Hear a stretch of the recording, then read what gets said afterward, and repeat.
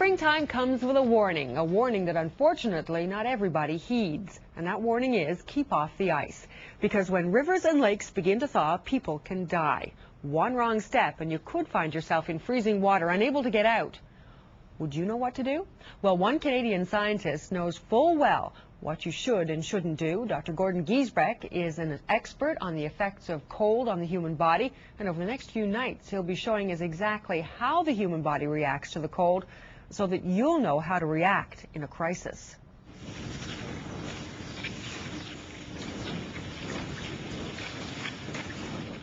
A crisp winter morning and a cross-country skier makes tracks.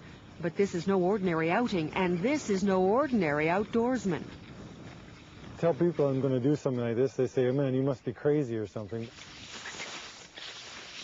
Dr. Gordon Giesbrecht is a thermophysiologist, a top researcher on hypothermia and the impact of cold on the human body. And whether for research or to teach life-saving techniques, the University of Manitoba professor sometimes goes to extremes. What seems like a deadly situation is in fact a controlled demonstration of how to survive after falling into a frozen lake. Dr. Giesbrecht has done this before, and emergency crews are standing by. But the frigid water is still very real, just 2 degrees above freezing. It immediately startles the body in what's called the cold shock phenomenon. Get to some area where you can get some stability and just let the gasping. It'll die down after about a minute.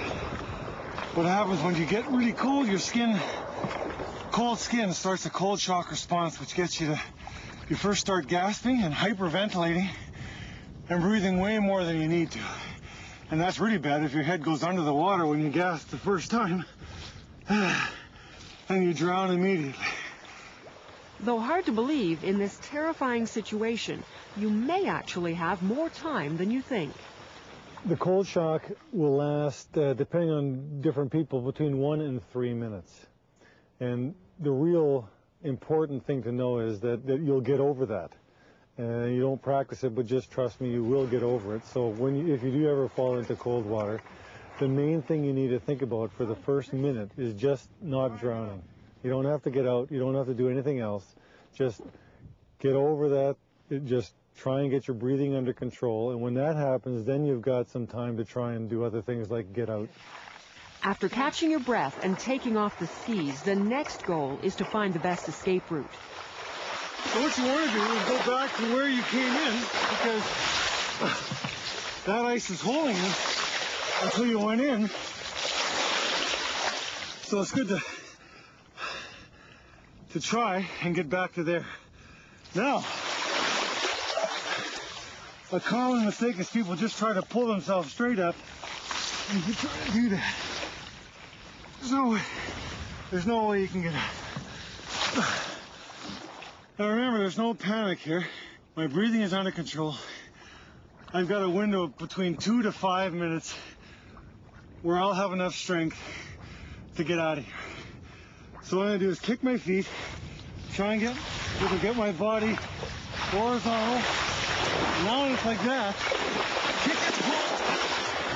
Kick and pull. Now remember, the ice is weak because I just fell in. So I don't want to stand up. What I want to do is roll away. Roll away. When I get a little farther, maybe I'll start crawling. But I don't want to stand up till I'm well and truly away from the hole.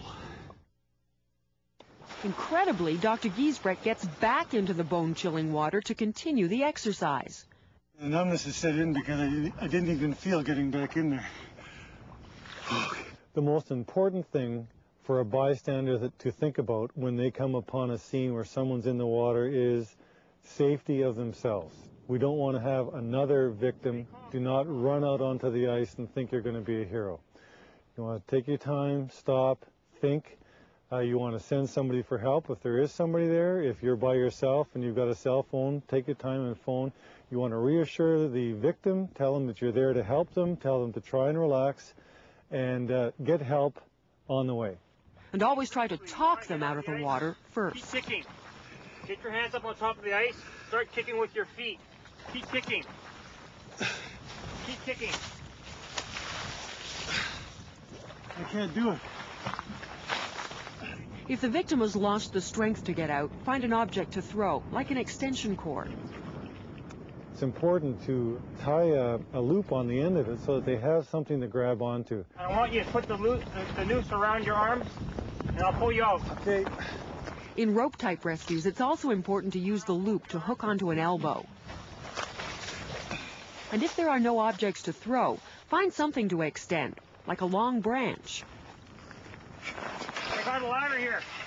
Within the city, a lot of times it's a retention pond and there are houses around. You can go or send someone to get a ladder or an extension cord and reach out to the victim with that. It's now been 9 minutes since Dr. Giesbrecht first entered the water.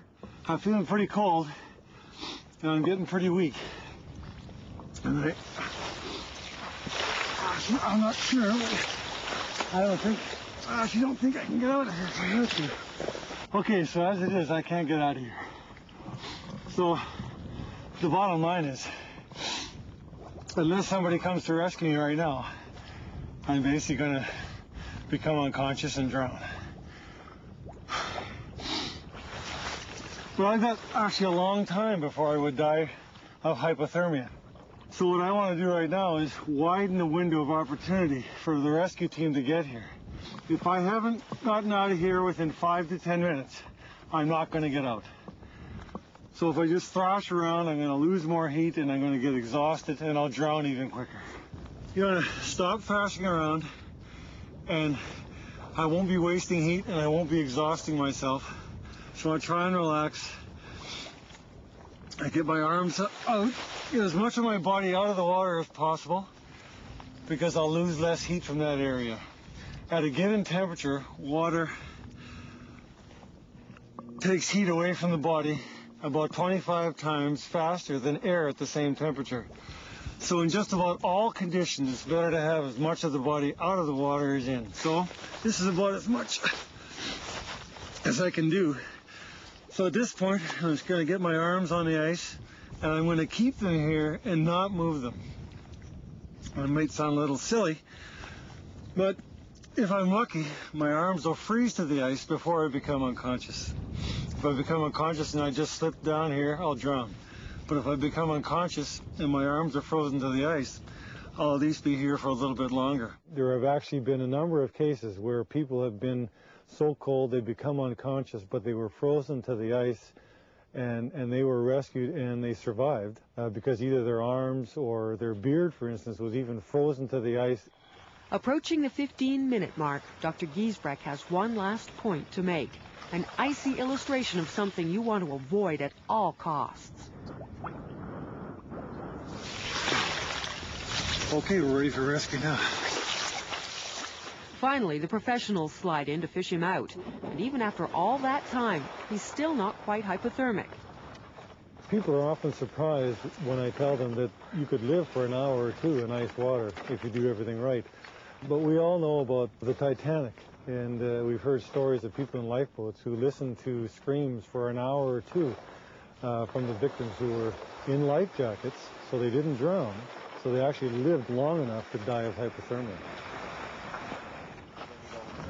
In the water, Dr. Giesbrecht's body temperature may have fallen half a degree. While warming up, it actually loses another degree in what's known as the after drop. And this causes intense shivering. But with the help of a hot beverage and a body heater, the professor's core temperature returns to normal in about an hour. Some may wonder if the cold doctor is truly a mad scientist for taking such risks. But Dr. Giesbrecht's goal is to save lives with such dangerous demonstrations. And even if people remember only one point, he hopes it's this simple lesson: stay off the ice. You really don't want to go through what I went through today. Very uncomfortable and very, very dangerous and might cost your life.